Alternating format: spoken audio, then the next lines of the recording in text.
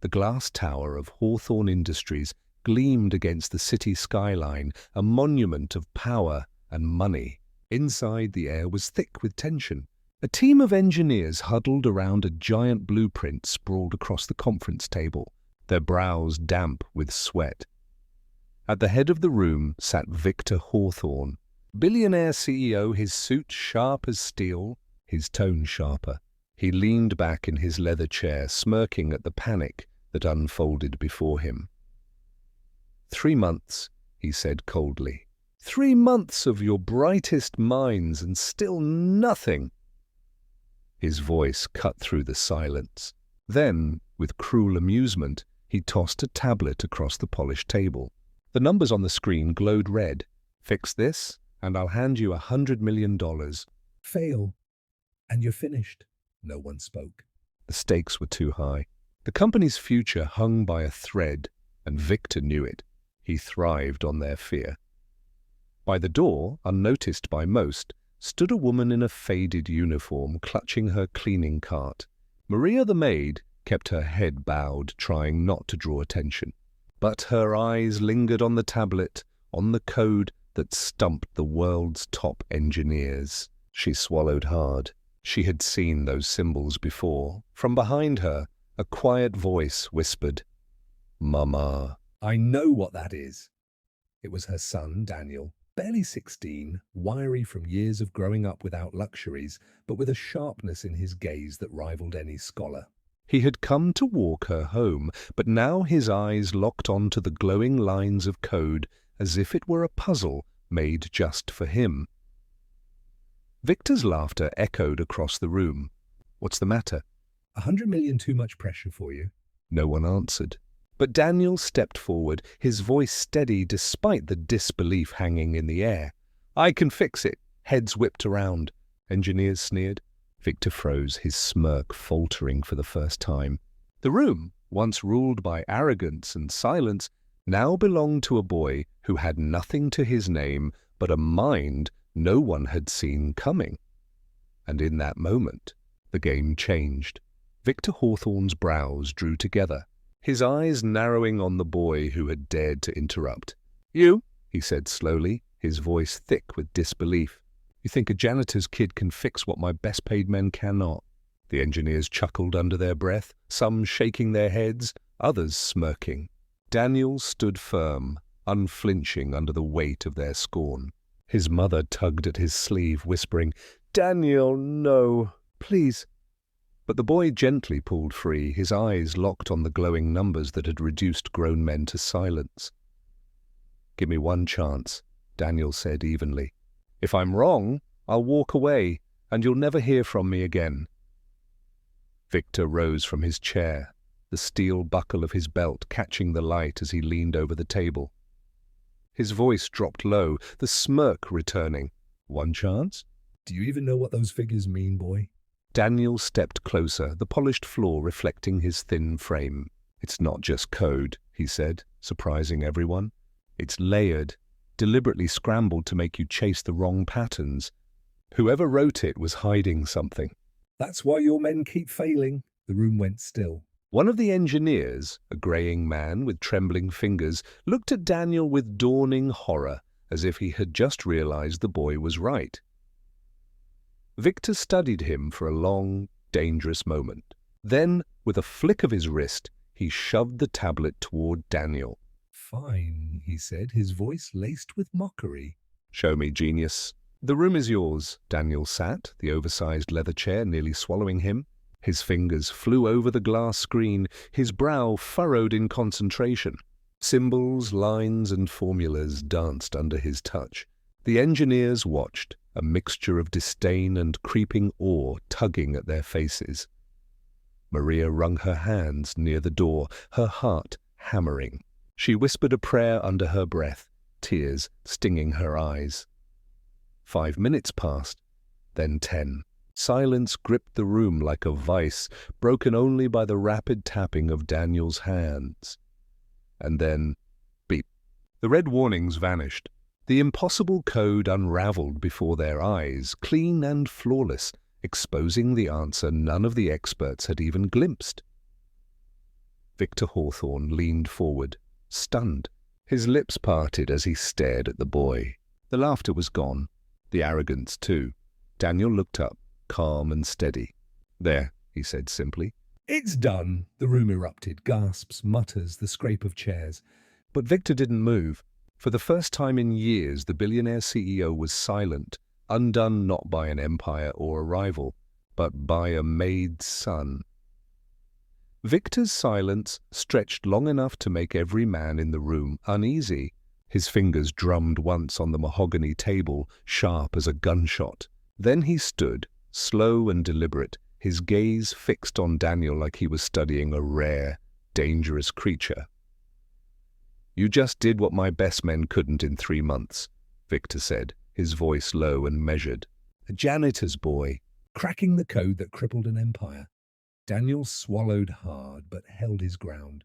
"You said 100 million. "That was your promise!" The engineers erupted in protest. "This is absurd!" He's a child, he must have cheated."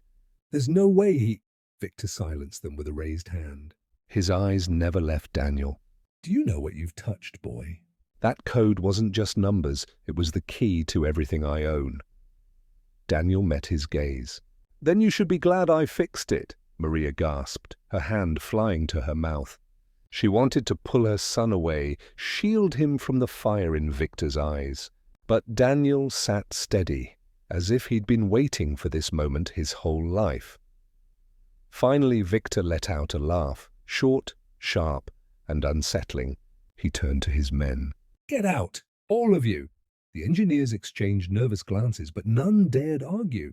One by one, they filed out until only Victor, Maria, and Daniel remained in the vast, echoing room. Victor stepped closer, his shadow falling across the boy. He crouched low, their faces level now, and spoke in a tone that carried both menace and respect. "You've just changed your life forever, Daniel. The question is, will you live to enjoy it?" Maria's breath caught, and Daniel's knuckles tightened around the edge of the tablet. The billionaire CEO had made his move, but whether it meant reward or ruin was still hanging in the balance. Victor rose to his full height, towering over both mother and son. He walked back to his chair with the deliberate steps of a man who knew every heartbeat in the room belonged to him. When he sat down, he poured himself a drink, the ice clinking loud in the silence. Then finally, he spoke. "The 100 million, he paused, savoring the weight of the words. "Is yours." Maria staggered back, her hand clutching the edge of the chair.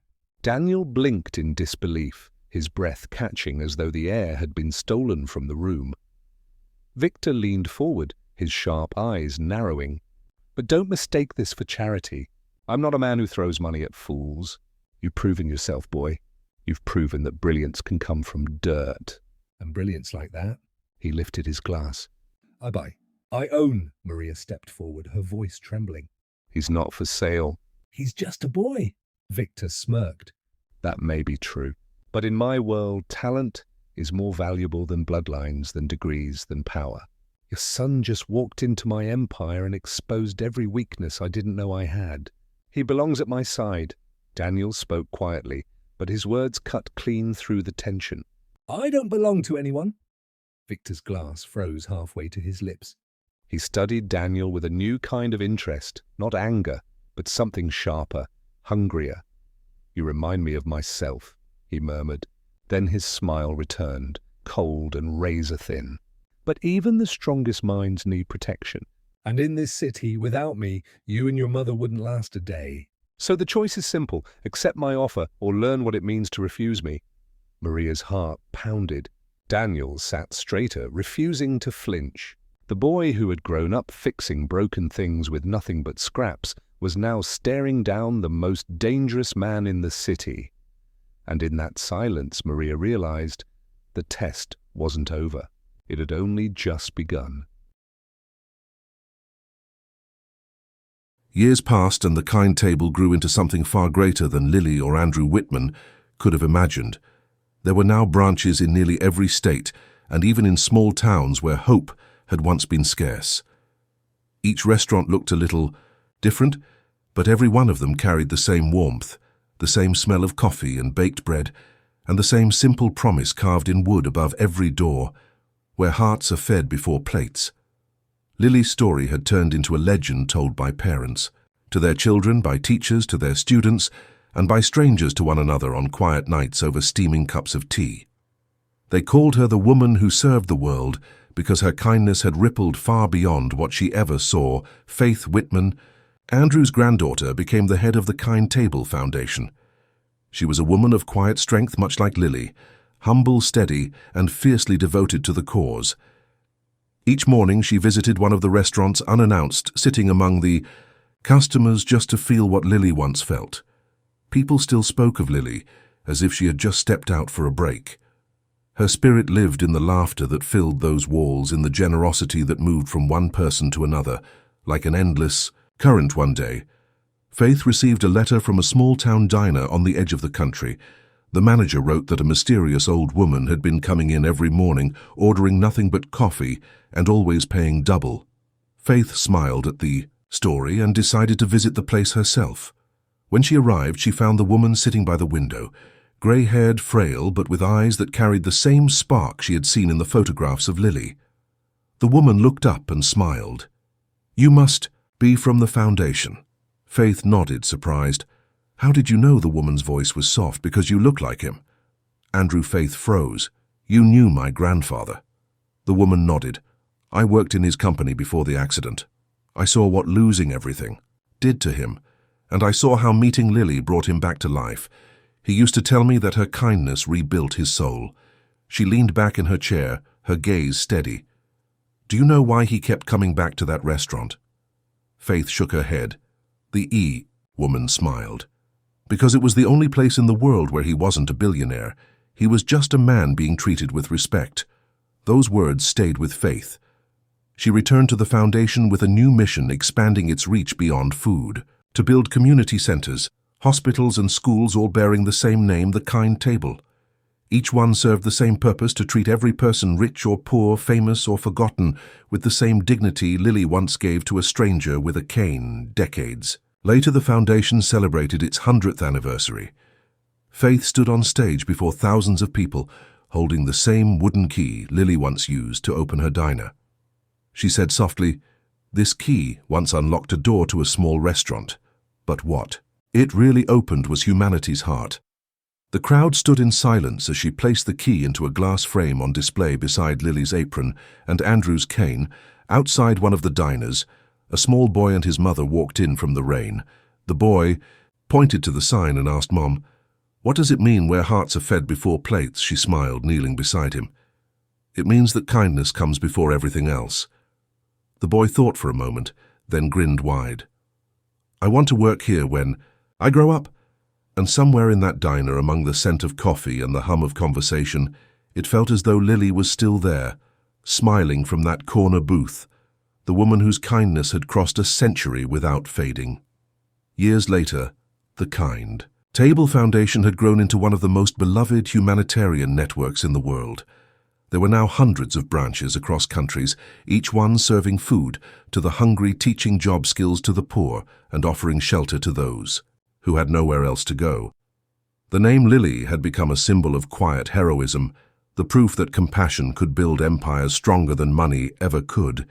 In every new city, the first cup of coffee was always poured for her and placed at a small table by the window, the same way she used to serve others. In that empty chair, people found comfort, a reminder that goodness never truly leaves it, simply changes form. One summer morning at the original restaurant, now preserved as a historical site, a group of students arrived carrying notebooks and cameras. They were writing a report on the world's most influential social movements, and Faith Whitman, now old but radiant, welcomed them with a smile. She led them through the place that started it all, pointing to photographs on the walls showing Lily, Andrew, and the first customers.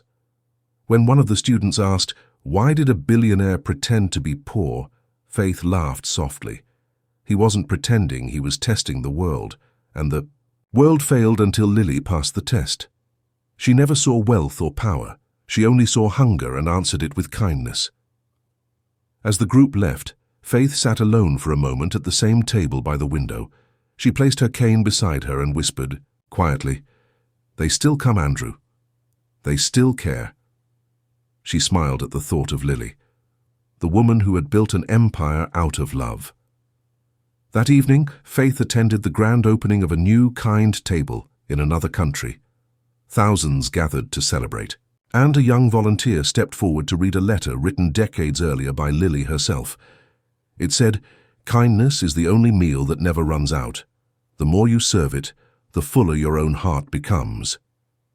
The crowd fell silent, then erupted in applause, not for fame, not for money, but for the power of one waitress who had changed the course of countless lives. As the lights dimmed and the ribbon was cut, the first customer of the night, a little girl clutching her mother's hand, walked. Through the door, the waiter poured a cup of coffee and placed it on the table by the window, whispering softly, "Welcome home. Lily." The legend of the kind. Table lived on, not as a restaurant chain, but as a movement. Each cup of coffee, each shared meal, each kind word carried a piece of Lily's spirit, reminding everyone that greatness begins in the smallest act of love and that every simple gesture can echo across generations. If this story made you smile, share it with someone who needs a reminder that accidents can turn into beautiful beginnings.